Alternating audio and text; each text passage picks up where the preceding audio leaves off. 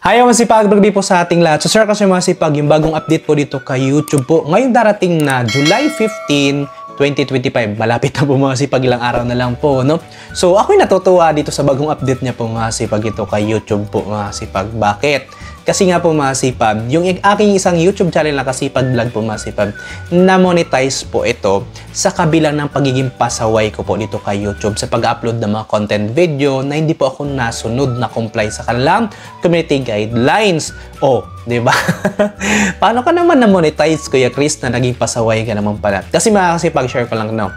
Yung aking mga in-upload dun sa Kasipag Vlog na YouTube channel ko, yung mga clip doon ay na-upload ko na po dito sa Kuya Chris TV. Then, yung mga clip na yun, dinugtungon ko na lang or dinagdagan ko, and then, ito in-upload ko po doon sa Kasipag Vlog. So, yun yung mga content ko, no? So, and then yung iba naman doon, mayroong mga copyrighted music, yung mga background music doon po, mga sipag. So, nag-i-email agad si YouTube na hindi ito i-monetize, hindi available na malagyan ng ads, ganun po, masipag. Ang ginagawa ko doon, ay ito po ay naka-private na lang. Hindi ko na lang siya pinapublish.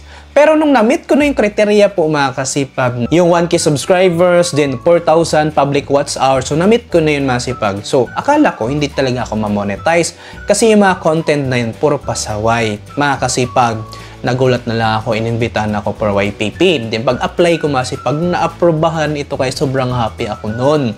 Hindi ako naabutan sa update ngayon mga kasipag.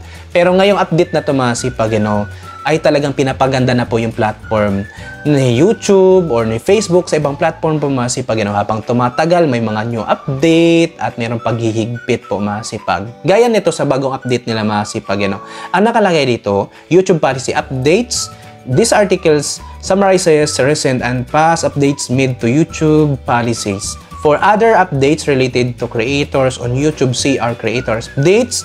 Latest updates, ito na, July 2025, updates to YouTube Partner Program YPP monetization policies to monetize as a part of the YouTube Partner Program. Ayan na, YPP masipag. YouTube has always required creators to upload original and authentic content masipag. Laging nire-remind sa atin ni YouTube, no? Kahit sa ibang platform po masipag, ganito din po. So, kinakailangan na be authentic, original content, original video, be creative, iwasan yung mga content na labag talaga sa policy ng YouTube o sa ibang platform, no? Para hindi ma-detect kasi kagaya sa akin, mga kasipag, na-detect ako, no? Pagdating doon lang sa pag-ihaw ng manok.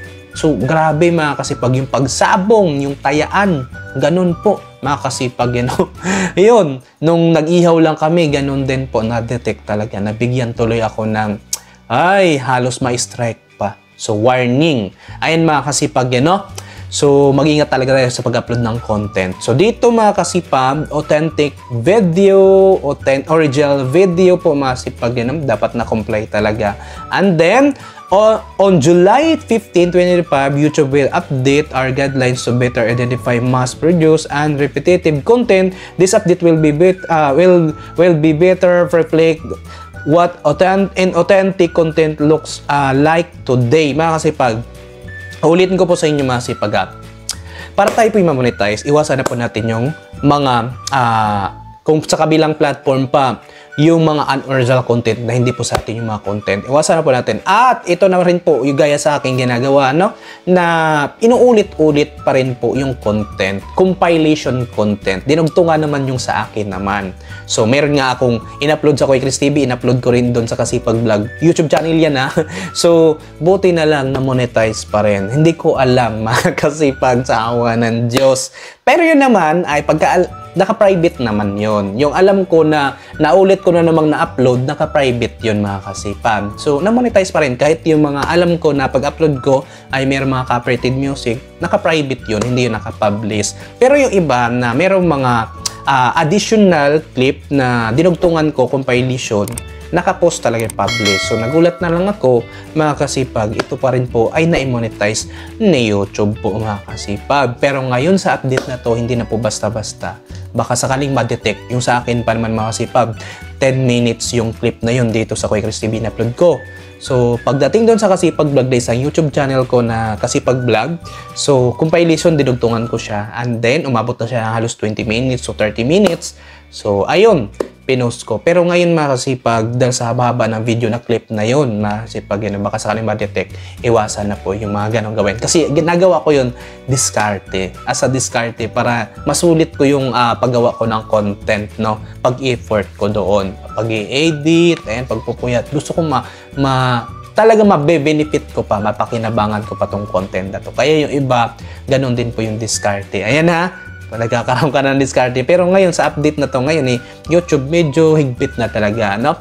So, yung mga reels content dyan, iwasan nyo po, bata tayo ay ma-demonetize o ma-strike po masipag ng 15 days. Hindi tayo makapag-upload ng content to 30 days, 1 buwan, 3 buwan. Iwasan po natin yan, ha? At yung mga content ng iba, iwasan po natin yan. Be original, be authentic, mga kasipag. Gumawa tayo ng content na sarili natin, magkaroon tayo ng idea. Then, number 1, sipagan natin na matutong mag-edit. Kasi yun yung kalaban talaga sa pag-edit. Yung iba, wala na kabuhay-buhay na content. No? So, kaya wala na rin kabuhay-buhay ang manonood doon. Wala na rin manonood. Kaya, nakadepende ang ating mga subscribers at views sa ating mga content. No? Kung ito ba ay talagang nakaka-impress. Ayan, no? Dahil sa ganda ng edit. So, ang ganda ng concept, no? So, yung idea nyo, ang ganda. So, talagang meron silang matutunan, no? At magiging happy sila sa mga content. Ayun. So, maraming manonood sa atin, makakagintay ng followers o subscribers at views dyan. So, yun mga sipag, July 15, 2025 po mga sipag.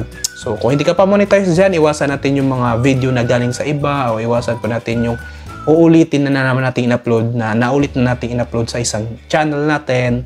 So, iwasan natin yan para tayo po i-monetize sa YPP. Ayan o. So, yun yung may share ko sa inyo mga sipag. Yan, so, maraming salamat po sa inyong suporta sa akin sa Kasipag Vlog. Kung hindi ka pa nakasubscribe, pasupport naman po Kasipag sa ating isang YouTube channel na Kasipag Vlog. Mga Kasipag, magtiwala at magpatuloy lang po tayo sa paggawa ng content at God bless po sa ating lahat. Maraming salamat!